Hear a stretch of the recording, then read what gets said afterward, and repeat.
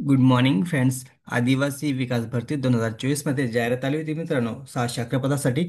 तर त्यामध्ये गृहपाल या पदासाठी पण जागा होत्या पुरुषासाठी. तर त्याचं अंतिम निकाल जाहीर झालेला आहे मित्रांनो. तर आजच्या व्हिडिओमध्ये आपण सर्व डिटेल्स बघणार आहे की निवड सूची यादी आणि प्रत्येक सूची यादी मध्ये किती जणांचं सिलेक्शन झालेलं आहे आणि किती जणांचं नाव आहे बघा. सर्व डिटेल्स बघणार आपण. जाहिरात कधी आली होती, एक्झाम कधी झाली होती बघा. सर्व डिटेल्स बघूया. अपडेट कधी आलेलं बघा. अपडेट आलेलं बघा 23 जुलै 2025ला. आदिवासी विकास भरती 2024-25. बघू शकता ॲड कधी आली होती जाहिरात. 5/10/2024 रोजी जाहिरात आली होती बघा. 17 पदनामाच्या एकूण 611 पदासाठी ही सरसेवा भरती होती. तर गृहपाल या पुरुष पदासाठी IBPS मार्फत ऑनलाईन पद्धतीने एक्झाम घेण्यात आली होती बघा. 9 एप्रिल 2025ला ऑनलाईन पद्धतीने एक्झाम घेण्यात आली बघा.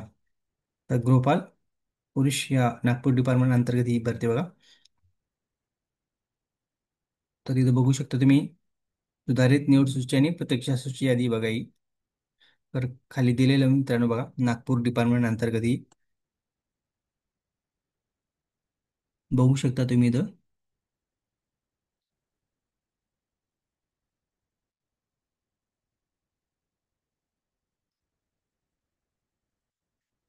बघू शकता इथं काय दिलेलं बघा. आदिवासी विभागातील गृहपाल पुरुष या पदाची लेखी परीक्षा झालेल्या असून गुणवत्ता यादी प्रसिद्ध करण्यात आलेले बघा.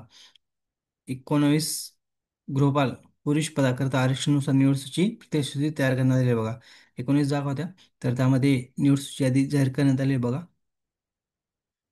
तर 17 बघा, सदर यादीतील एकूण 17 उमेदवारांना या कार्यालयाचे आदेश दिनांक 26/6/2025 अन्वये नियुक्ती देण्यात आली आहे बघा.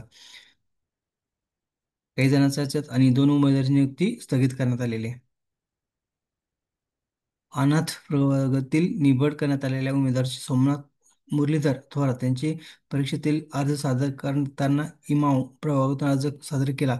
तथापि सोमनाथ मुरलीधर थोरात यांनी कागदपत्र पडताळणीत त्यांची जात जात इमाव प्रभागात मोडत असल्यास जातीचा दाखला सादर न केल्याने तसेच सोमनाथ थोरात यांची निवड स्थगित ठेवण्यात आल्याने इमाव सर्वसाधारण प्रवर्गातील प्रत्यक्ष यादीतील एक उमेदवाराची निवड करण्यात करावी लागेल.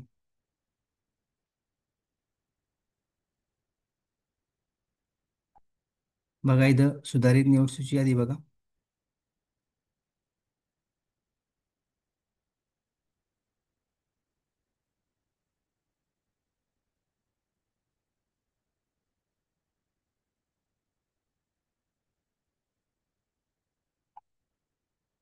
सरांचं खूप खूप अभिनंदन. तुमचं लवकरच जॉईनिंग होईल मित्रांनो.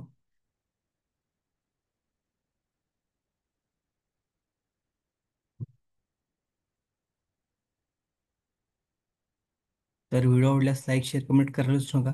थँक्यू. Bye friends.